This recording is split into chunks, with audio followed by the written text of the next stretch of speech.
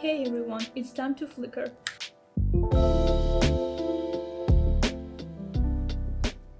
Today I'm going to show you all the techniques I use to animate the lights. I'm also self-taught and lazy, so the techniques I'm using are very simple. I'm using Adobe Photoshop and Premiere Pro for editing, but you can use any other application or a program that allows you to work with layers or PNG files. Let's start with the sign picture. We simply need to select the light source. For selections, I use the polygonal lasso tool. I select the rectangle. And there are also a few more details that emit light, so we need to select them as well so the flickering is as natural as possible.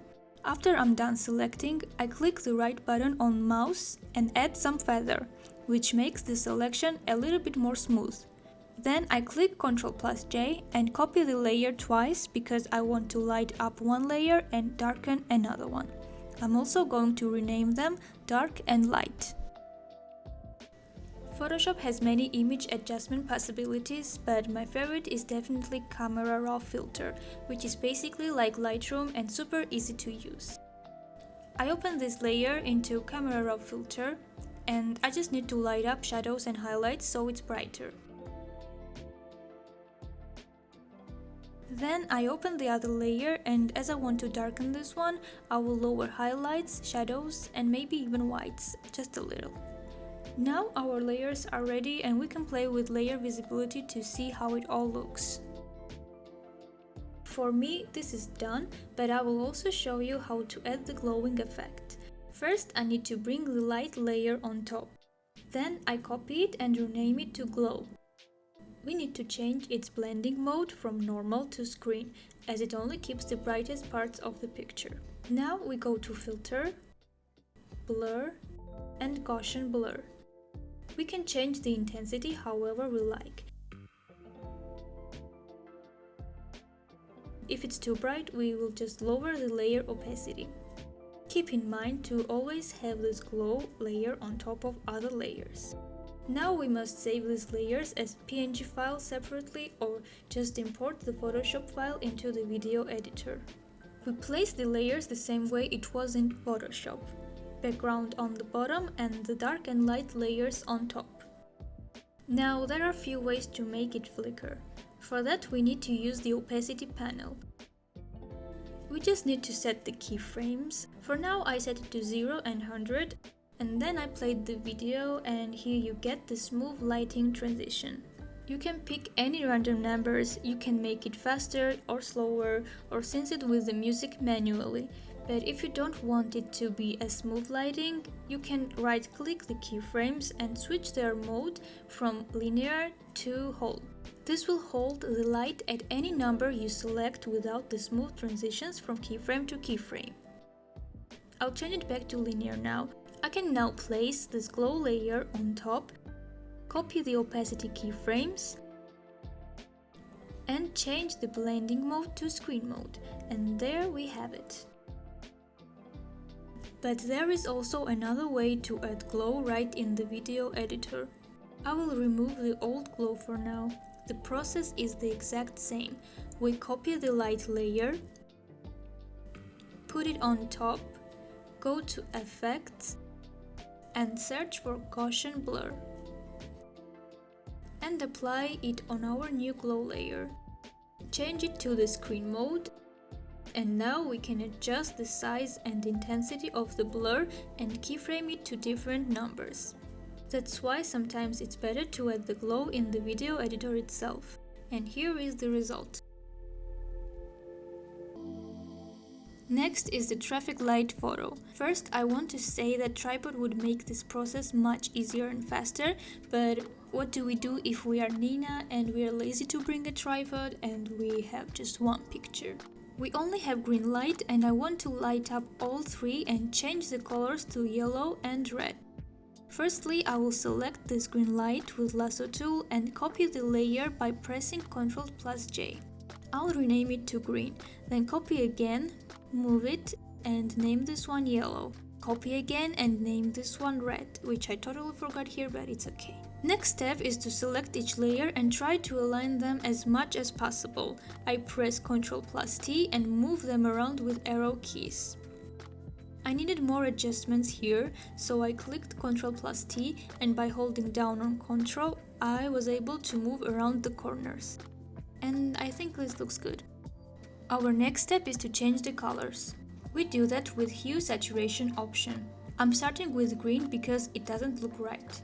I changed the hue of master, which usually changes all the colors that are on the photo, or I can also pick a specific color like cyan, and it will change only cyan to any other color I pick. And I stop it at green. Then I do the exact same thing for all of them. And now we have yellow and red colors. But we don't stop here. Now I want to turn off the green light. We need to copy one of the turned off lights on top of green. I stay on yellow layer and fully select the shape. I click on the background layer and select a little bit more shapes so the green is fully covered up.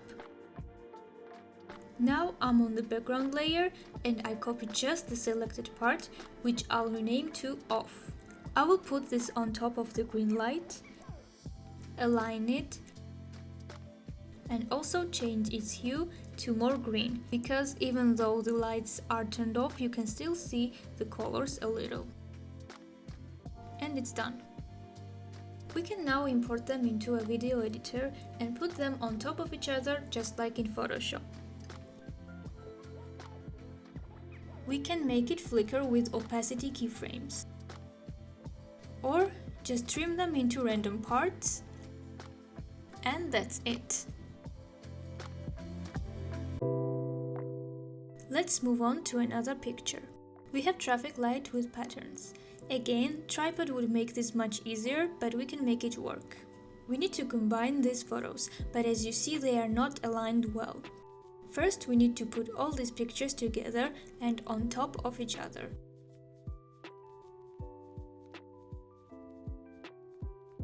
Aligning this manually would be hard, but Photoshop has auto-align function, so we select all three layers and auto-align them.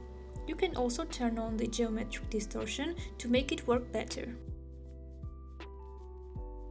Now we have them aligned, but it's not perfect, so we need to pick the background layer. I like the red one most. I'm just going to quickly fill in these white parts by selecting them, clicking right button on the mouse and clicking Content Aware Fill. Now the background is done. Next is to cut out each traffic light, just like we did on previous picture. We select each one. I will remove the unnecessary selections later. Copy them and align them on the background picture. There is also the light reflection, so I'm going to select that as well.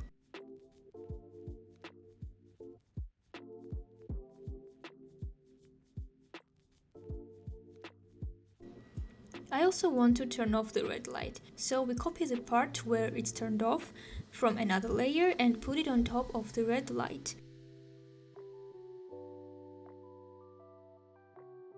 I just fix the selections, align them better, and just play with layer visibility to see how it looks. And it's done. We animate this one just like the previous pictures. Moving on to the windows. The technique is generally the same, but there are a few ways I light up the windows in different cases. I like to pick the windows that have some details in them, like the curtains. First, we need to select the window shape and copy the layer with Ctrl+J. To light it up, we can use simple adjustments like exposure.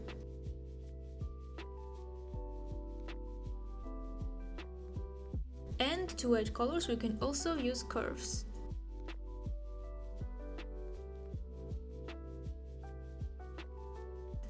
Another simple way is the bucket tool.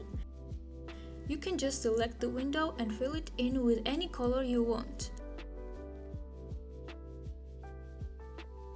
Or you can also use the gradient tool to add more depth or combine more colors. These two usually work when the windows don't have any interesting details in them. Now, my favorite technique is to open the window in Camera Raw filter, where we can make all the adjustments we need, like increasing highlights, whites, and shadows. I also add noise reduction to improve quality.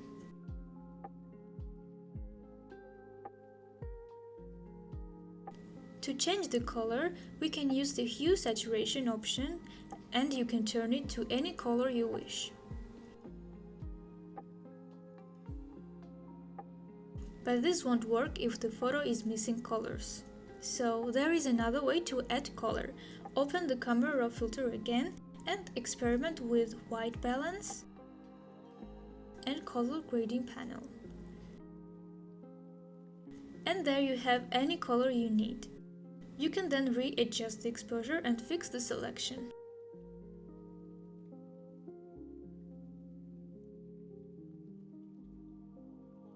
Let's import them into a video editor.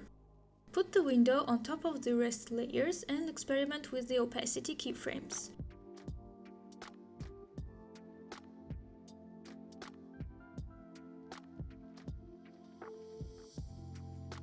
If you want to add glow, just copy the window layer and add Gaussian blur.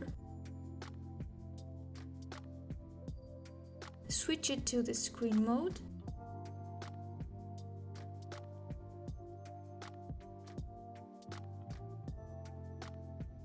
And here is the result.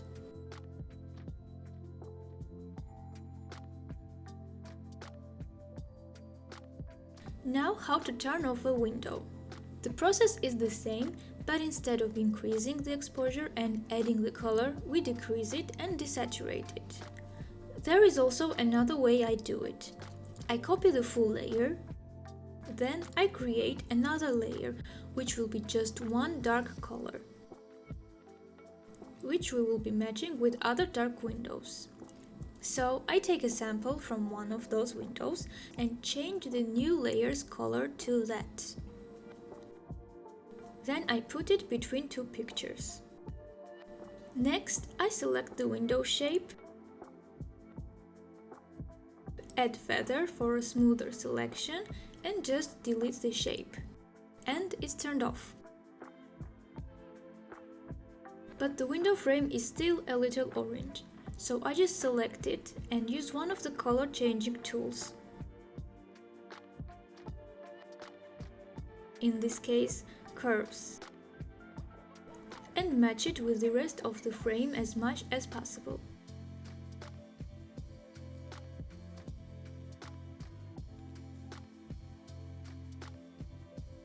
We can now merge these three layers. And we get two photos, one with lit up windows and one with off. By now you must know how to make them flicker in the video editor. Here are all the results.